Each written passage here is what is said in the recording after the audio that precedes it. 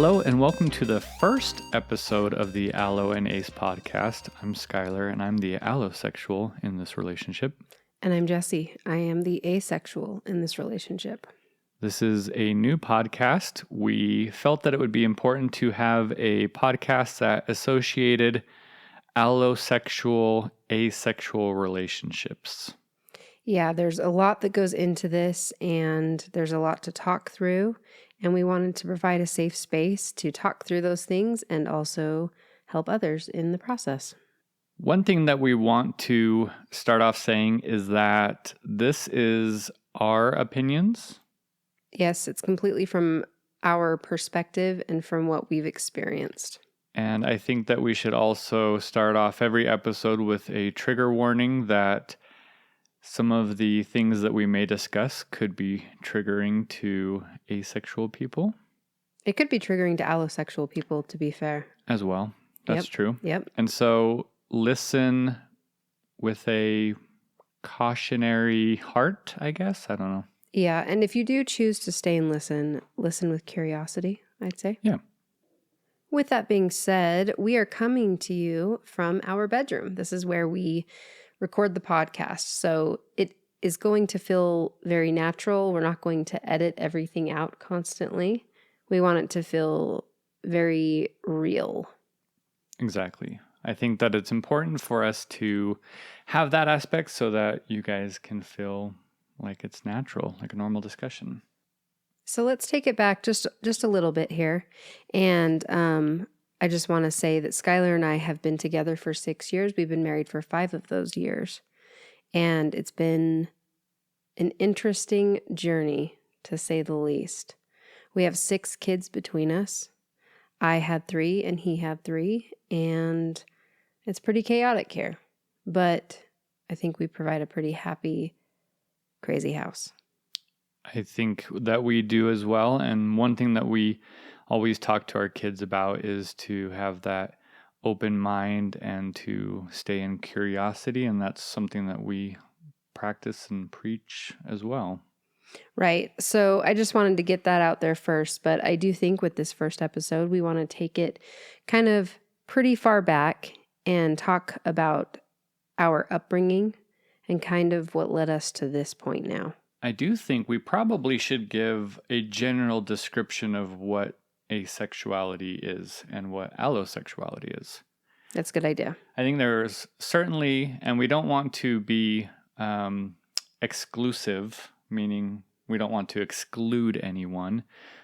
And I think that obviously there are many definitions in the asexuality umbrella, but Yeah, I think it's definitely a spectrum. Primarily going to focus on 2 of those, so probably asexual and demisexual. Right. Yep. So do you want to give the definitions according to your opinion or what you find out there? Yeah. What those mean? Yeah. And, like we said, this is from my perspective. I mean, it will be pretty accurate across the board. But once you start pulling back more layers, then it gets a little bit more tricky because it's a spectrum for sure. But the basis of asexuality is that you have a lack of sexual attraction or no sexual attraction at all. The biggest thing I can say is that asexuality is about attraction and not action. Yeah, and there's certainly people in the asexual umbrella, especially even in just asexual, that have either a repulsiveness to sex or even a friendly outlook on sex. Right, yeah. Just to dive into that a bit more, since it is a spectrum and it's not about action, that means that you could have a sex-positive asexual, a sex-neutral asexual, a sex-averse asexual, and a sex-repulsed asexual. So, but there's probably in-betweens in between all of those as well. And even there's the same thing when it comes to allosexual, which allosexual is, I guess, anyone who's not asexual, and someone who does have sexual attraction. Right. And as it stands now, we can probably never know the actual numbers, but only 1% of the population is asexual. And I do think it would possibly be interesting to dive into that later, especially when it comes to masculinity and testosterone and how it's perceived that men are supposed to be these sexual beings, and so Right. they probably tend to not come out of the asexual closet, if you will. Yeah, and on the flip side, women are overly sexualized. So by coming out as asexual, they might not feel empowered. They might actually feel like they're losing what they're worth, which is something to dive into for sure. And then demisexual, you want to touch on that? Yeah, demisexuality is what I first identified as, and that was because mainly I feel that I was in denial over my asexuality. Demisexuality means that you need to form and build somewhat of an emotional connection. Now, that can vary. Maybe it's a pretty deep connection that has to form for you to feel sexually attracted to someone, or maybe you just need a little bit more. And that's what I thought that I was for a little while, I'd say. Yeah, so we just wanted to throw that out there before we get started with the past or the history and how we have gotten to this point where now we are definitely identifying as Allo and Ace and married and what that means. Yeah, definitely what that means. The statistics are not in our favor, and that has been something that has been tricky. And I feel like there's almost a question that comes up nearly every day that has to do with being in this kind of relationship. One of the interesting things is that when people try to, downplay someone being in the LGBTQIA range, if you will, they'll say, well, how long have you known that you're gay? As an example. And as a straight person, as myself, or as someone who is, 99% heterosexual. Yeah. The question I always ask people who kind of throw that stuff around is, well, how hard is it for you to continue to like the gender that you like? Like, I don't wake up and question my sexuality because from the beginning of as far back as I can remember, I've always been straight, if we want to use that word. I've never questioned my attraction to women or that gender. So is what you're saying that if you have had those questions, there's probably something there to dig a little bit deeper and see if there's something there? I think it's two things the reasons why I say that. One, there are a lot of people who think that sexuality is just straight and that's it, and being gay or any of the anything that's not straight is a choice. Yeah. Okay. So being transgender, you weren't, born transgender. You're making a choice to change your gender, or you're choosing to like women now as a woman because you've had bad experiences with men or something like that. Okay. So going back to your childhood, you don't feel like you ever questioned any of that at all? I've never questioned it. Okay. For me, I definitely questioned it. I was very confused.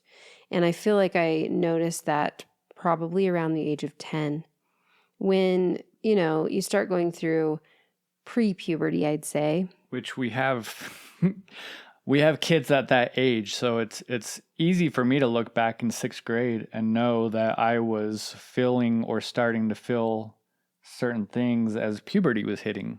Right. And for me, it was obvious to know that I wasn't feeling those things and wasn't feeling the way that my peers were feeling because of the way that they were talking. But in my head at that age, I thought, well, there's only two options, I think. You either like boys or you like girls. So the running thought in my head was, once I kiss a boy, I'll know I'm not gay. Because at that time you didn't feel like you were attracted to boys, but you but I must have just needed something to reaffirm that I did, like that this was the way. And your friends were talking about liking boys and wanting to kiss boys and being attracted to boys and Yeah, stuff like they were that. definitely talking about kissing boys. I think I had crushes. I'm still a romantic person. And so I still had these little crushes, but I didn't have any like urge to go after it in the same way, I guess, as my peers. So You weren't getting any tingly, funny feelings that were drawing you in a sexual nature to go after something. no. And this was actually kind of clear to all of my friends' parents as well. It's kind of funny. I found this out later on in life, not too long ago, that if Jesse is hanging out with my kid, then they won't be getting into trouble because they knew that I wasn't doing any of that, which just cracks me up. After I figured this out, that I was asexual, I started putting back all the pieces and like, oh my gosh, that makes so much sense. And other people from my childhood and onward have come and said, that actually makes so much sense. And how do you feel that kissing a boy helped or didn't help? Do you feel like it solved some things in your head? No, it didn't. For some reason, I still just thought, I mean, I could be gay. Maybe I'm a little gay. I don't know. It never solidified. And I couldn't put my finger on why. Because it's not like I was having crushes on girls too. I mean, I was drawn to everyone, but not in a way that was physical. That's for sure. How old were you when you first kissed a boy? I was 15. I was almost 16. Well, I was 15 and a half. And I about lost it when I did. Like I flipped out. It was when I was 15 years old on Halloween, and I thought it was the biggest deal ever. And I understand that a lot of 15, 16-year-olds are going to think that their first kiss is a big deal. But this was like next level. I ran off and I started crying. But I wasn't like upset. I was so overwhelmed. I just like started crying. And I look back at that and think, oh, I think it meant a lot to me that I had made that choice to do that. It felt like the weight of the world almost, but not in a bad way necessarily. It was incredibly overwhelming though. I think that it's probably a good time to say that both of us grew up in a fundamental religious sect, if you will. And it's a very strict one. And I mean, I don't think there's any reason why we can't say what it was. Yeah, we grew up Mormon. Grew up in the Mormon church. Yes. And so obviously, especially back then, I think that they're trying to show some inclusivity, but certainly back then, anything that had to do with not being straight was pretty big no-no. Yeah, it was a pretty big no-no. And I think that led to me not exploring that at all as a teenager. I think... But honestly, I didn't feel the need to. I just knew that I felt different and I couldn't put my finger on it. But I didn't dare test the waters there. Yeah, for sure. Yeah, that seemed crazy to me. And I never had an issue, like I said, with being lost when it came to that. And so there was no waters for me to test in that regard. But certainly one of the things that was always on my mind was you wait until you're married before you have sex. So it was more so me having all these raging hormones, if you will, but then trying to maintain this standard and make sure that I'm pure until I get married. Yeah, and I mean, I had that as well, but I did end up having sex as a 17-year-old. It was very impactful to me. I didn't understand just how impactful it was, but I didn't feel good about it. I can tell you that. And I know that there is religious reasons that I didn't feel good about it. I felt very guilty and shameful. But now looking back, now that I know what I know that it didn't feel good either, because I didn't actually want to be doing that, if I had to be honest right now. Well, and also I think back then, I certainly can't speak for it now because I am no longer a member of that religion, but when you did anything that was not chaste, you would have to confess to the bishop and oftentimes go into great detail of all the different things that you did and how you did it and where you did it. And it How many was times? a very shameful situation for a lot of people. And again, that's our experience. It's not everyone's experience. Right. So I did do that at 17. And when I graduated high school, I followed my then boyfriend, who would become my husband, to college in another state. And a lot of people, I think, had this story that we were going off and I was going to be having all this premarital sex all the time and partying up or something. But that was so far from what happened. It wasn't like that at all. We were very responsible. We both had jobs. He had school. And there was not a lot of sexual activity going on while we were there. One thing about the Mormon church, especially for young men, is that there's this level of expectation, especially back then. Again, I was born in 81, and in the 90s, early 2000s, there was a large expectation for young men when you're 19 to go on a mission. And that means that you go somewhere for 2 years and you go knock on doors and you try to convert people to the Mormon religion. Right. And with that, you have to be following all sorts of rules. If you break those rules, then you will get kicked off of your mission. You will feel embarrassed, shame. And a lot of those rules have to do with remaining chaste. Well, even before going on your mission, in order to qualify to even go on a mission, there's a lot of expectations. Masturbation, was a big no-no.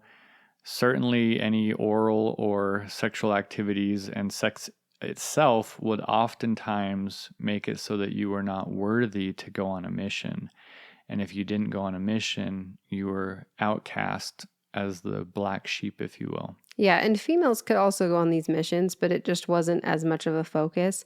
However, for the females, women, girls, they were constantly told that they would be like a licked cupcake or chewed gum if they let anything sexual happen to them. And not everyone received that kind of lesson, but I think for the most part, everyone got levels of that kind of a lesson. Well, and these were visual lessons that you would learn on a Sunday. So the teacher would bake these cookies with a bunch of salt in them and say, "Oh, who wants a cookie? Who wants a cookie?" And you would eat it and you'd spit it out because it was salty. Or they would bring cupcakes and they would take a big lick out of it and be like, "Well, do you want it now?" Yes. Yep. That's exactly how they would go. And so for me, you're like, "Yeah, give me that." And so for me, I wanted the cupcakes. No, for me, it was like I just had this thought that maybe I wasn't being as sexually active because I had so much guilt and shame wrapped up in the religious aspect. And that is what I rode on until the day I figured out that I was asexual. And that took obviously a very long time because I am 36 and this has just been in the last 8 months now. Yeah. That I've known I'm asexual. And one of the things that we see a lot of times with anything that has to do with sexuality is, especially if you're born in or I don't think it's even Christian. There's a lot of religions that look down on that. And so there's a lot of people who grow up in religion, especially, that are late bloomers when it comes to figuring out their sexual identity. Right, because it's been pushed down for so long and you're so scared to even think about that. So you'd have someone that definitely did not think they were gay because they had suppressed it so much. And then at the age of 40 plus, they're like, whoa, I'm gay. Yeah. After they've had 6 kids and been married for 20 years. Right. So what that all led to was I got married after this. How old were you when you got married? I was 20. And before I got married, I did feel so bad about having sex at all that I actually went back to Utah and I repented of my sins. And then when my then soon-to-be husband got there, we got married. And there was a lot of expectation that I put on myself. I'm not saying that he did that. Yeah. But in my own head, good wife, had my duties, make sure you give him sex. And that wasn't something that he touted, but it was still something that lots of other people said to me. Family members, friends, you got to make sure you're giving him sex because he'll be unhappy. But not only that, media, society tells us that all the time. And not that we want to talk bad about religion or anything like that. So I hope it doesn't come off this way. No, but it is a big part of this whole thing. There are, for instance, in the Old Testament, it was not considered adultery for a man to sleep with other women when he was married, unless that woman was married. But any woman who was married slept with anybody, it was adultery. And so you grow up believing that you're the head of the household. You're in a religion that is highly patriarchal, which means that men run it. It's led by men. And that's the whole thing, is like, as a young woman, you're preparing yourself to get married. When you get married, you're giving yourself to your husband. He's not giving himself to you. It's always this. There may be undertones of that, but it's definitely not the focus. Yeah. So I think even now, when I think about like marriage, when they say you can kiss the bride, it's always seems to be like, now here's the bride, like presenting. For now you can kiss the bride. She is yours. Yeah. You own her. And the father is giving the bride away, things like that. Right. And so it's very, to me, I still have, issues with that. I'm like, why is it kiss the bride? Why isn't it just even now still, you guys can kiss each other? In this modern day, it's still the language used, which is fascinating. So for me, in my previous marriage, there was probably some level of expectations that I had, and also like, especially when you are told that you can't do that until you're married, and then now that you're married, you get to do it. So everybody should want to do it, and everyone should want to do it at the same amount of frequency that you want to do it, because why wouldn't you? Yeah, there's absolutely no education on what you should realistically be expecting or doing at all. Not at all. I mean, not that I experienced anyway. Nope. Right. So we won't get too much deeper into our past marriages. Skylar's been married one time before this, and I've been married one time before this, but we did think that it'd be important to quickly touch on that, especially from a sense of, from the asexual perspective. And I do think that we have covered that well, but my end of this situation and my ex-marriage ending is important to this story. Yeah. Right. So is that what we should get into? Sure. All right, let's go. So around 6.5 years ago,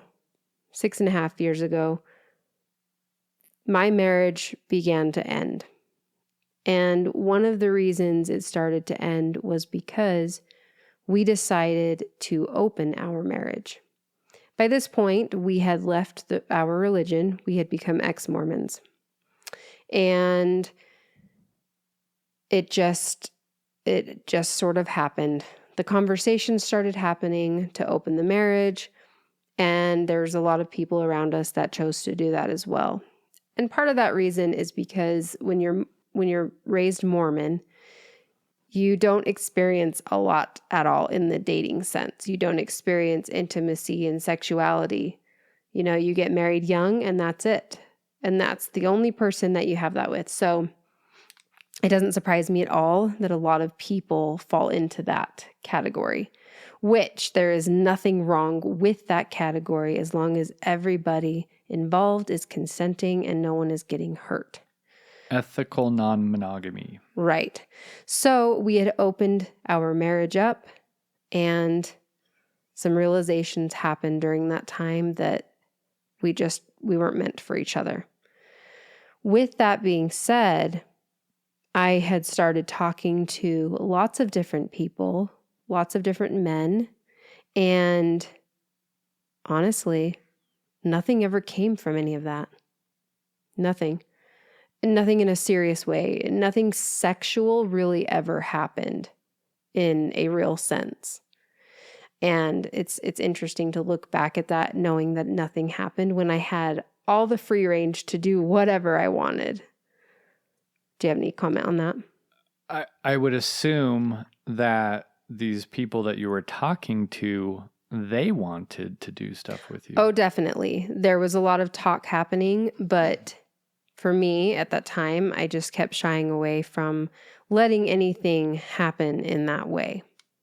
So as a grown woman of almost 30, it was very middle school. That's the best way I can explain it. But like not 9th grade middle school, 7th grade middle school with talking to these guys on my end. On their end, they were college, okay? Like they were saying anything they wanted to. And I was responding in a very naive way because half the time I didn't even know what was going on. Let's be honest. Hindsight being 2020. Right. And now we can piece that all together. In our current marriage, unless Skylar, you have anything else to say to that? No, I probably would say that at that time when my marriage was ending, I stumbled upon you. You did. Yes, and we were friends. We became friends through our ex-Mormonness, pretty much. We became friends by talking about Mormon history. And down the road a little bit further, that's when it developed into more than that. So, and there's even pieces of our relationship starting that I look back and I'm like, okay, that's pretty asexual of me as well, though. You know, Yeah. There are pieces of it that are very confusing, but all of it's pretty interesting in general. So should we talk about us now? Let's talk about us. That's not even a song. No, it's not. I don't know where you were going with that. I almost thought you were going to say, let's talk about sex, baby. And I was like, Skylar, that's the wrong podcast. That is not what we're doing here. I mean, it is, but it isn't. Nope. So when Skylar and I started our relationship, I had been, I'm just going to be honest here. For me, from my perspective, I had been very much so ignored. I had not had genuine attention in a long, long time. So when Skylar came along and he showed me the most respect and the most love and the most attention and, dare I say, obsessed, Skylar, I had such a void.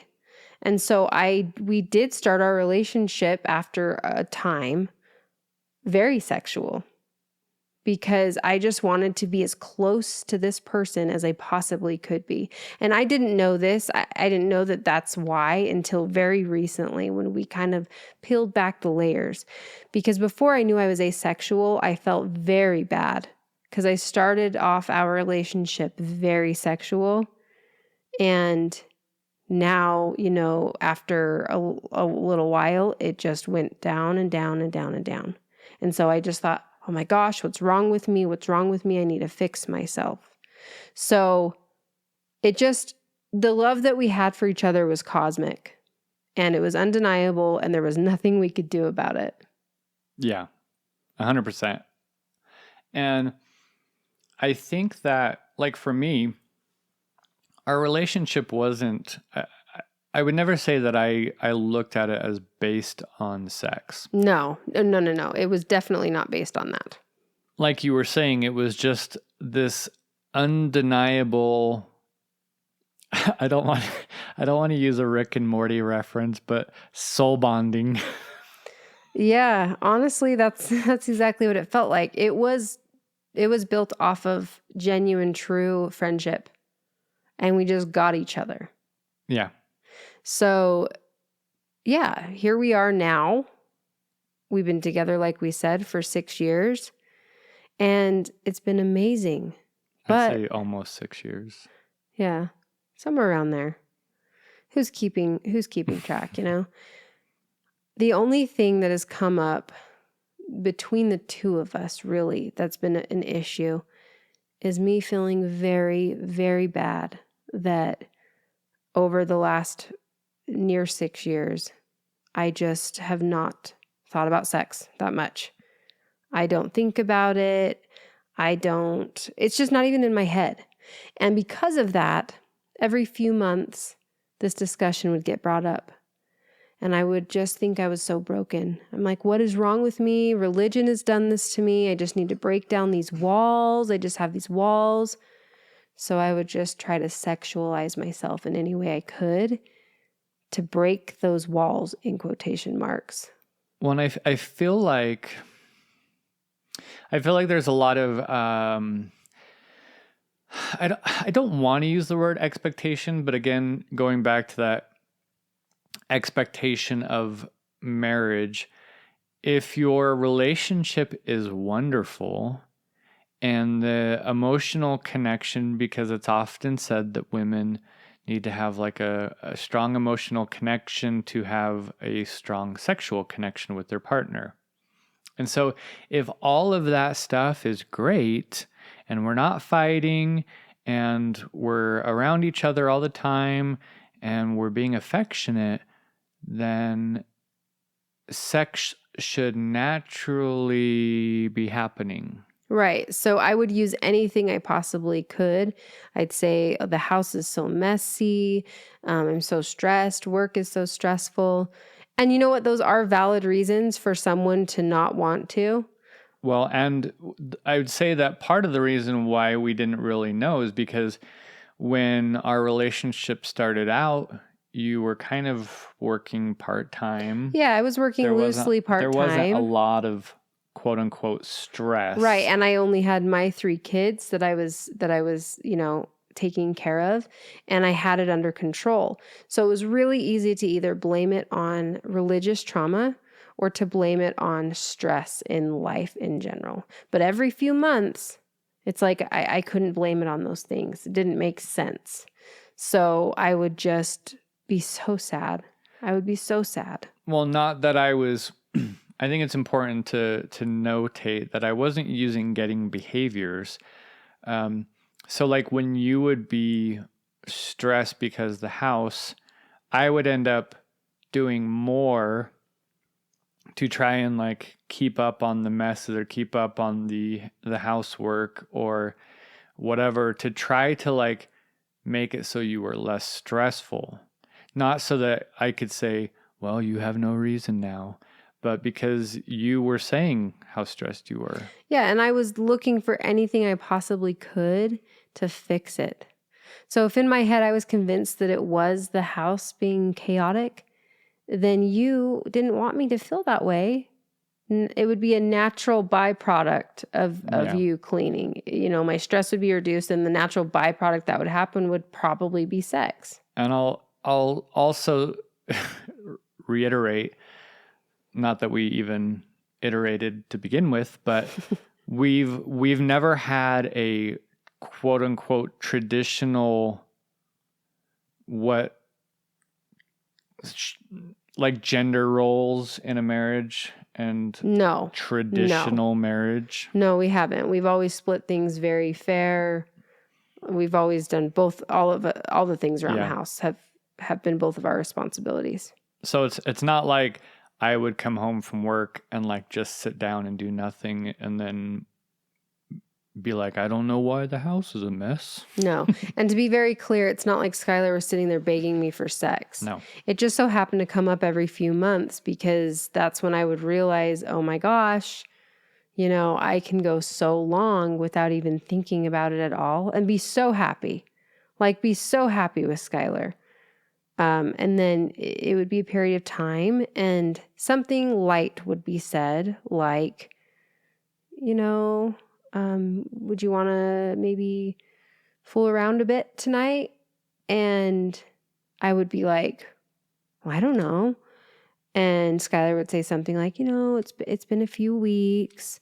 And I'd be like, no, it hasn't. There's no way it's been a few weeks. That's crazy. And then when I would realize, oh my gosh, it's actually been a few weeks, that's when I would have that breakdown of like, I am broken. I am so broken. I just need, maybe if I do this, then I'll think about it more. Maybe if I do this, then I'll think about it more. And unfortunately, over the years, I have put myself through my own conversion therapy of sorts to try to sexualize myself. And part of me wants to get into the details of what that looked like, but part of me wants to keep that safe, Yeah. So what I'll say is I put myself in situations I shouldn't have that, me and Skylar were very much so on the same page with all of these things. I read books, I listened to podcasts, I talked to different people, I put myself in situations to try to normalize sex and be sexual. And none of it would work. None of it would work. And I would just feel so bad. I would just cry and cry about it because I'm like, what is wrong with me? What is wrong with me? Well, and I think that it would also bring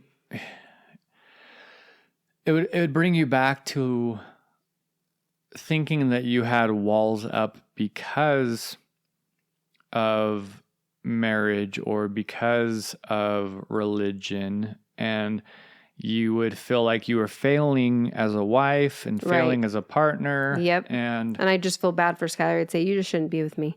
Yeah. I should just be alone. You could go find somebody else. They'll have sex with you way more.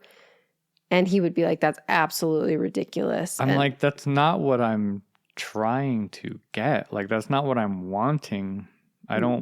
It's not like I need sex and you're not providing it and therefore the marriage is bad. No, I think that it was a place of curiosity for you. Like, why, this is interesting.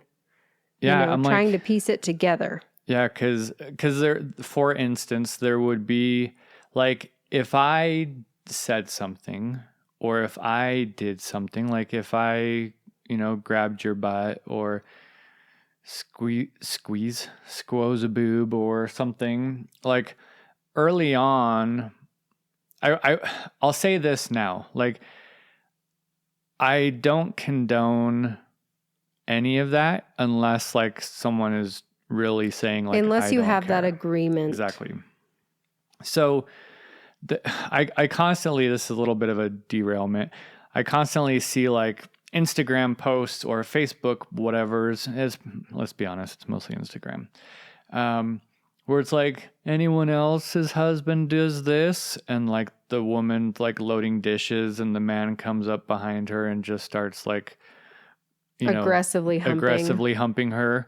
Like, I can't do anything without him doing this. Ha ha ha. And I'm like, that's because he doesn't respect you.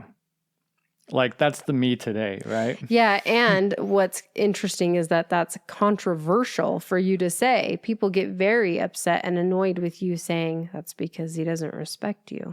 Because he's essentially just saying that that's all that he cares about. And so again, people can be all over each other, and they can say, hey, feel free to do whatever you want.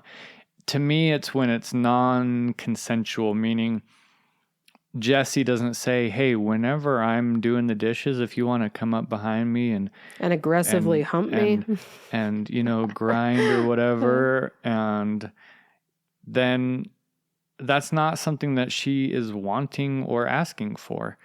And so there were things that I would say, or like I would say something dirty to you or send you a dirty text message or something, and it would just be very off-putting. Yeah. And so that was hard because I'm like, well, maybe it's me. Yeah, Skylar started to think it was him. And, he's made comments that he does not love. Okay. He regrets some of the comments he's made. And unfortunately, they're hard to get through. And one of those comments he made was that he needs to be desired. He needs to know that he is desired. And so I'd be like, I do desire you. I love you. I love you so much. Of course I desire you. Well, at the time, I didn't really know the difference between sexually desiring someone and aesthetically desiring someone, or emotionally desiring someone, I guess, too. And that's where we kind of got down the demisexual road. Right. So I think me being asexual had gotten brought up lightly in the past, but I was like, no, I'm not asexual. Yeah, right. I'm not asexual. I like sex. I enjoy sex. It feels good. And so when somebody... Well, I think that's something to clarify right there, is that it's not that you and I don't work sexually. Right. My body works very well with Skylar's body. We are very fulfilled when it comes to that when it happens. Right. So for me, asexuality seemed like this big, like freakish thing that I could not get on board with. And part of that is because of how it's been portrayed in the past and how others have talked about asexuals in the past. So when I heard of demisexuality, honestly, at first I didn't think it was in the umbrella. And then the minute I found out. I think I mentioned it. Yes, the minute I found out that demisexuality was actually under the ace umbrella, I was like, oh gosh, I'm not asexual. I needed something to hold on to, something that made sense. So for me, here I am still having sex, of course, with Skylar, and I have this deep emotional connection to him, and I know that I don't have any want or urge to look at anybody else that way or anything. So demisexuality made sense to me. Yeah, and I think it's probably something good to note is that, like, for you, pornography, that just sounds like such a dumb word, like saying the whole thing. Pornography. Porn has never interested you.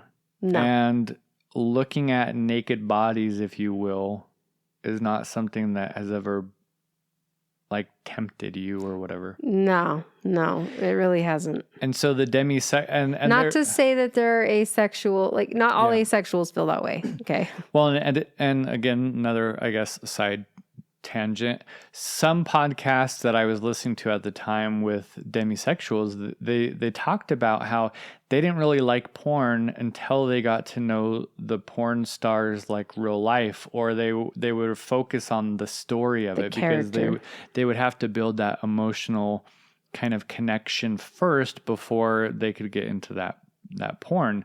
And so I think, like, for you, the reason why you felt like demisexual worked is because you weren't gravitating towards porn or towards the need to see like naked bodies. You weren't curious. You didn't look at anyone and say, wow, I wonder what's happening under there.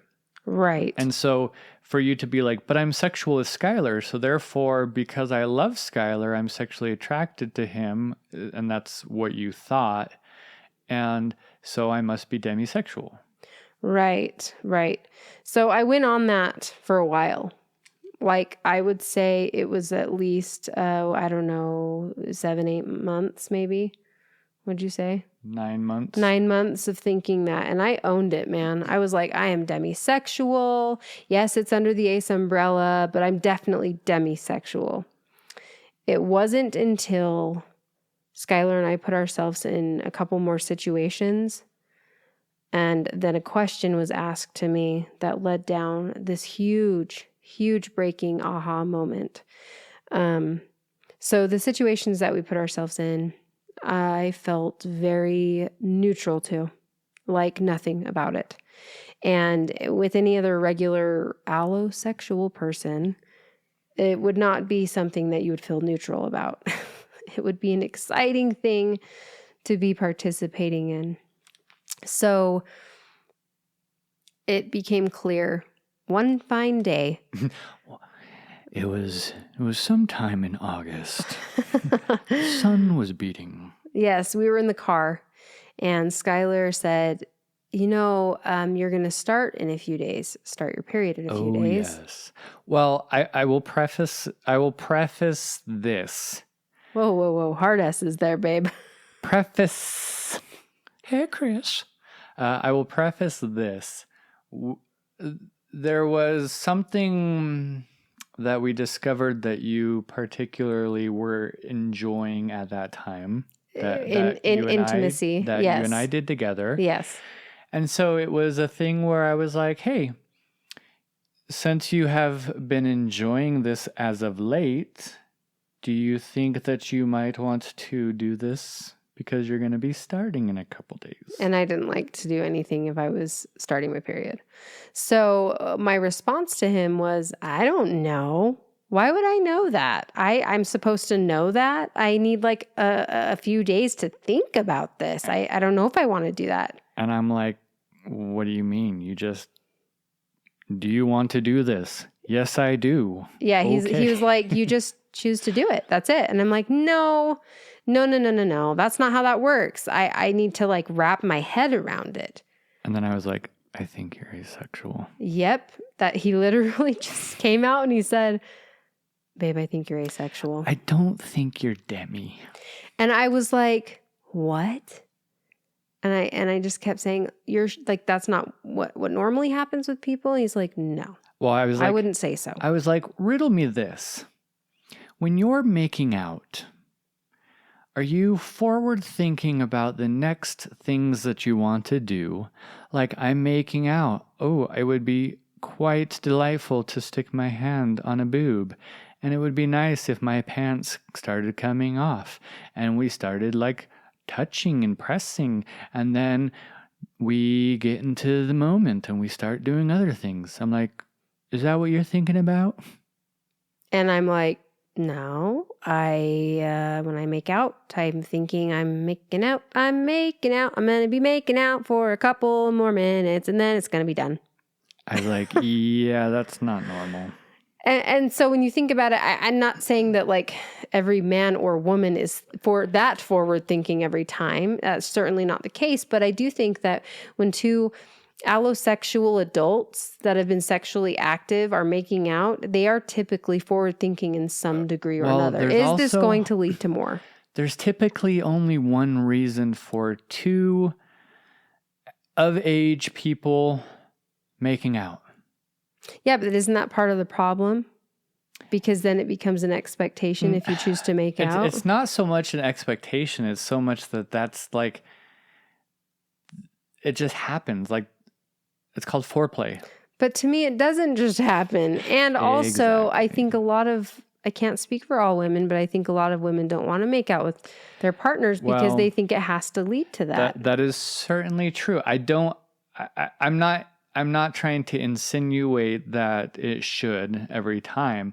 I'm more speaking of like in a dating situation when two people are enthralled with making out and there is passion and there's the newness and whatever, there's a level of flow that will happen naturally. Right. And in my brain, that flow is not there. It literally stays exactly where it's at, and then it stops. And so then it was like, babe, that's not normal. And we use the word normal in not a way of correctness. Not like his way is the right way. Because, not like that. Like, for instance, asexuality is not quote unquote normal. That's why there's the A in front of it. Atypical is not, my behavior, the standard norm right. of thinking. An atypical person doesn't have the normal thought process. Right. But for an asexual person, that can be very normal to be thinking like that. Yeah. It's something is normal to you when you don't know anything else. Right. And I didn't know anything else. And so when we pieced, I don't know, maybe 4 to 5 things together, I was like, holy shit, I'm asexual. And I think my first thought was like, whoa, okay, this is a big deal. And then my second thought was, my world is crumbling around me. I have no idea who I am. What is this about? I'm so scared. I'm so scared. I'm so scared. And around the same time, the Barbie movie came out. Right. So I think that this would be a good place to stop and save the next part of this for the next episode. And we can dive in a bit deeper into what those first few weeks were like after discovering I was asexual. And if you've made it this far, thank you. I think the biggest reason we want to do this podcast is because there's a lot of struggle with Allo and Ace relationships. There's a lot of struggles with just relationships with Ace people altogether. There is. And it's hard. We want to, not that we've got all our shit together, not that we have all the answers, but I think, are hoping to be a beacon of hope. Yeah, we want to. And we also want to talk about the hard stuff and let this community know that they're not alone, because this is very much so a silent sexuality, unfortunately. And the more awareness out there, the better, in my opinion. Yeah, and there's going to be many ways for you to get a hold of us. Wow, that made no sense. I haven't even started drinking. If you want to get a hold of us, there's plenty of ways to do so. The email address that you can reach out to us by is alloandacepodcast@gmail.com. We have an Allo and Ace Instagram. Right, but there's nothing on there yet. I mean, this post There's a picture. There's a picture, and this will be posted on there. There's an Allo and Ace Facebook page. So we want to provide different places where people can reach out. You can ask questions, you can follow us, you can do all those things. You can choose to send just a personal message, direct message. You don't have to comment for everyone to see. Yeah. You can also follow my asexuality Instagram handle. Yes, it is Ace and Cake on Instagram. And yeah, we will plan on doing these at least twice a month, if not more. But we also don't want to say that we're going to do it weekly if we don't. Right. We don't want to put that out there if it can't happen. But we're very excited about this, and we're excited for you to listen and be here with us. Yeah. And we are very pro asexuality. We're very pro LGBTQIA. Yes. And we can get a bit more into that too, because I do feel like I'm a part of that community in other ways as well. So thanks for listening, and we'll see you next time. Till next time.